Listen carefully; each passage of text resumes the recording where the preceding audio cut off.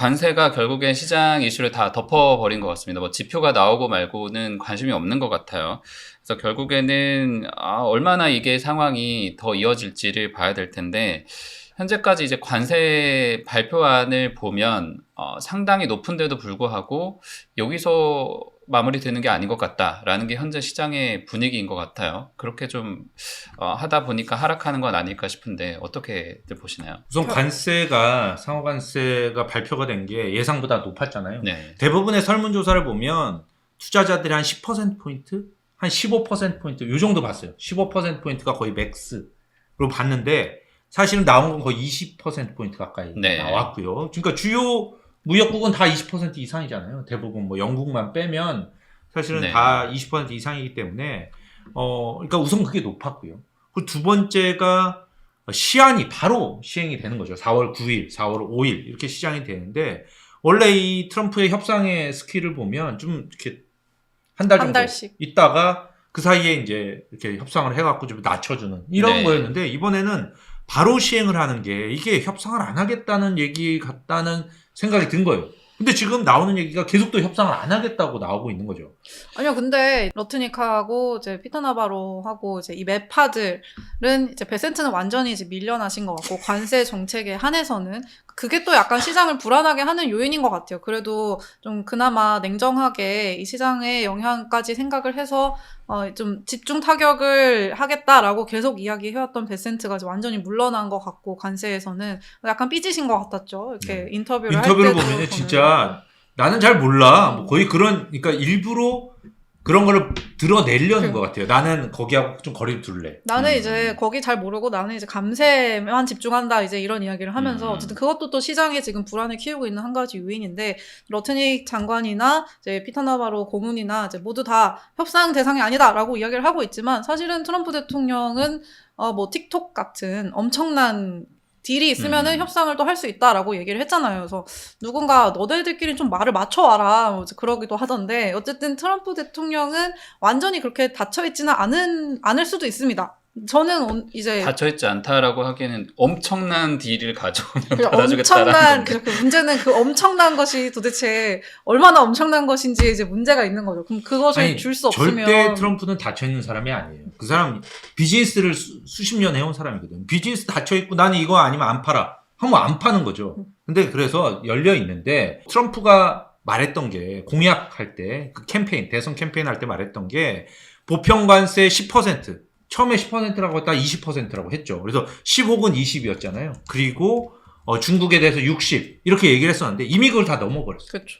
중국에 대해서도 이번에 34까지 때리면서 그 자체가 과거에 20 그리고 이번에 그 상호관세 발표 전에 20 거기에 34 이렇게 하고 이제 76인가가 지금 나오더라고요. 대략 약간 틀리지만 약간씩은 다르지만 어쨌든 60을 넘어갔고 그리고 보편관세도 기본적으로 10% 깔고 주요국은 다 20 몇 %를 때렸기 때문에 그것도 넘어갔어요.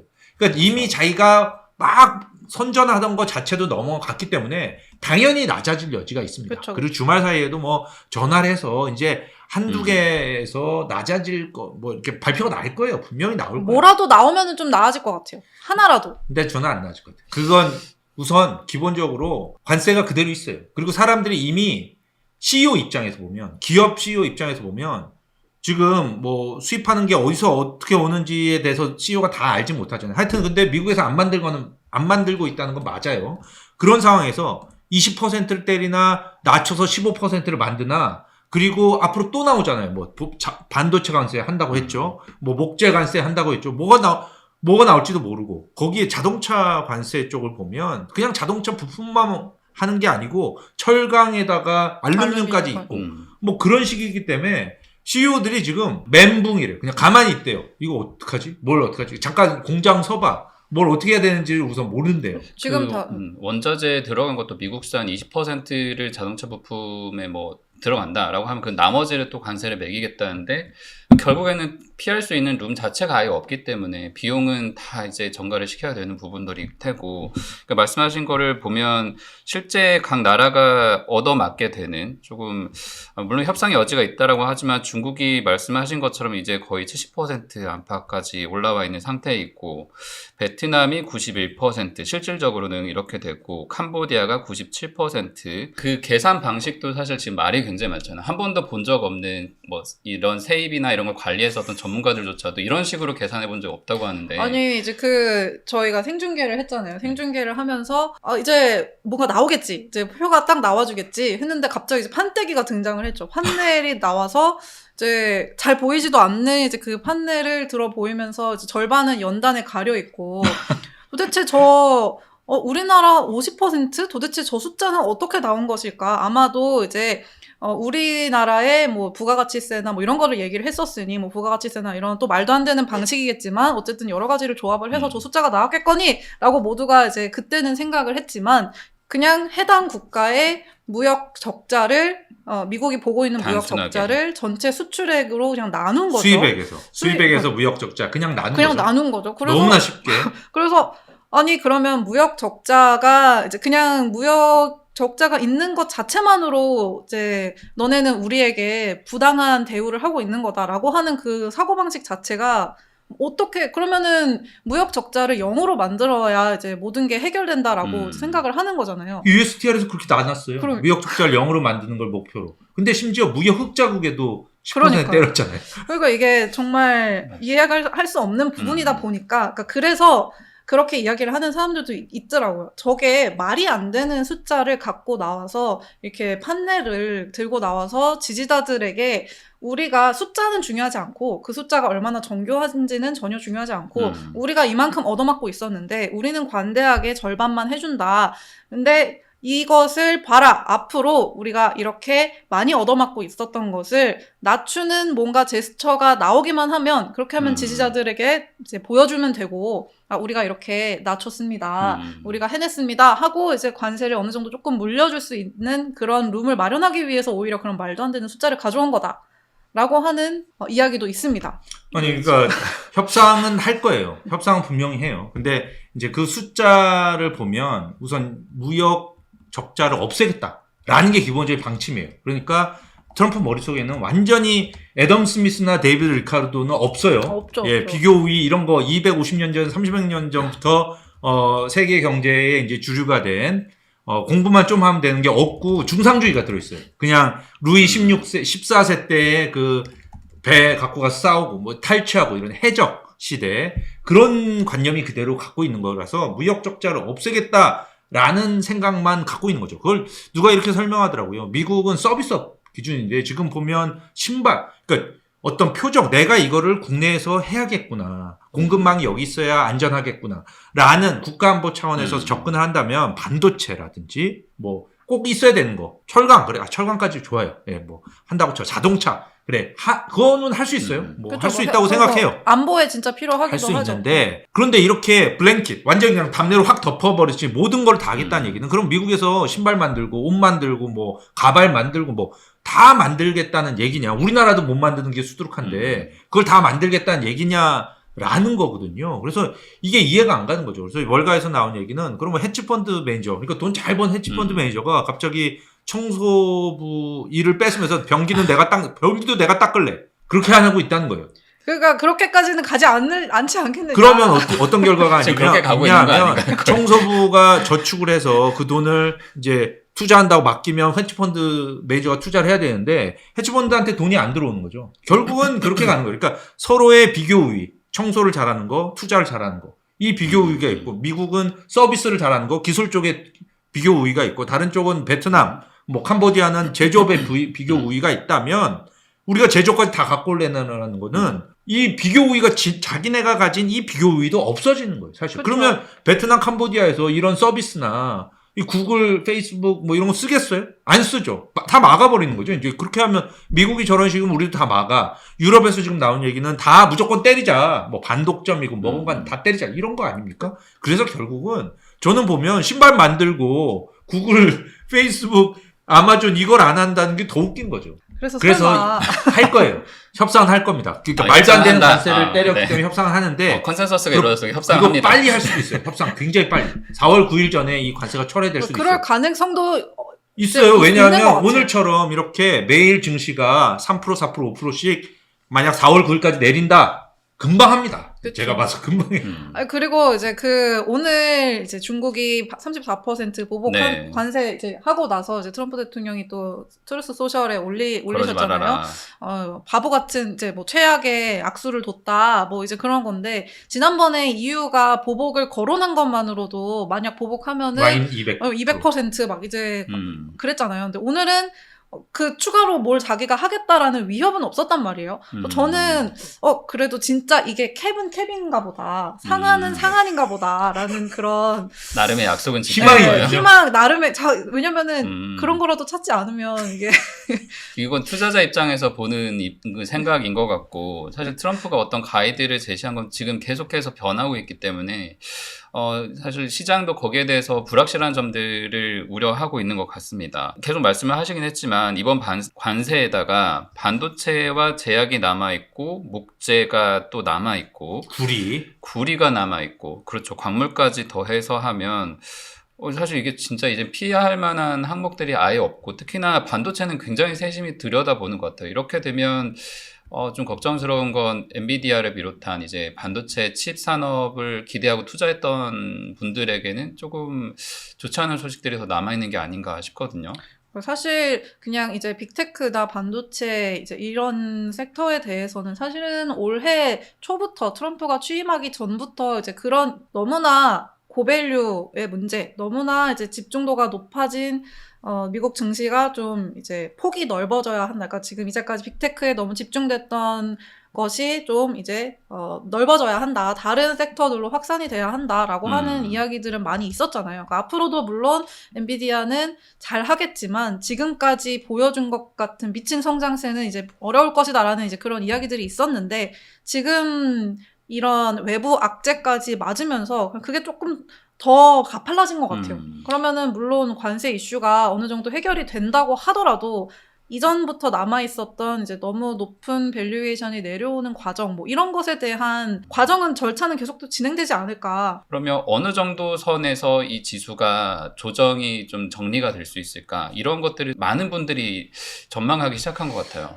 저는 이렇게 봅니다. 그러니까 전반적으로 지금 뭐가 문제냐면 관세를 이렇게 때리면 다들 지금 이게 어떻게 되는 건지라고 멈추게 돼요. 그게 지금 PMI라든가 소비자 심리 지수에 나타나고 있는 거거든요. 나 어떻게 해야 되지? 그러면 우선 돈을 안 쓰고 뭐 안 할 거 아니에요. 아무것도 안 움직이는 게 올해 시간이 가면 갈수록 점점 더 이제 관성이 붙는 거죠. 가속도도 붙고. 그렇게 되면 이제 경기 침체 가능성이 이제 높아지는 겁니다. 근데 경기 침체가 오면 어떻게 되냐? 성장이 줄어들면 기업들의 매출이 늘어날 수가 없고요. 기업들의 이익이 지금은 올해 사실 월가에서 계속 기대해온 게 올해 뭐 7천 간다, 뭐 6,500 갈 거야, 뭐 이렇게 얘기해온 게 기업 이익이 주당 S&P 500 기업 기준으로 한 6,500, 그러니까 주당 270달러 정도는 간다. 그러니까 한 15% 정도 작년보다 늘어난다. 이런 계산이었는데 경기 침체가 오고 그렇게 되면 모든 기업들의 그런 어떤 이익 성장의 기대가 다 없어지는 거죠. 그러니까 주당 EPS 성장률만큼 대략 한 10%면 S&P도 그 정도 성장하겠거니 기대를 하면서 프리미엄을 거기에다가 이제 만약 성장률이 높다면 다른 데보다 높다면 당연히 더 프리미엄을 줘야 되죠. 그러니까 뭐 우리나라는 뭐 3% 성장하는데 미국은 15%야? 이러면 미국에 더 줘야 되는 거예요. 프리미엄.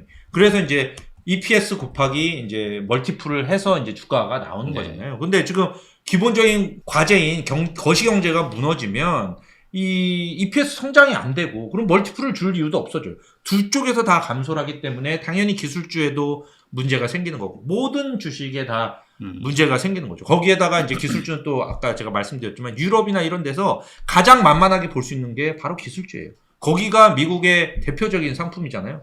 먼저 정말 미국이랑 이제는 더 이상 아무것도 안 해라고 생각한다면 구글은 왜 여기 와 있는 거야?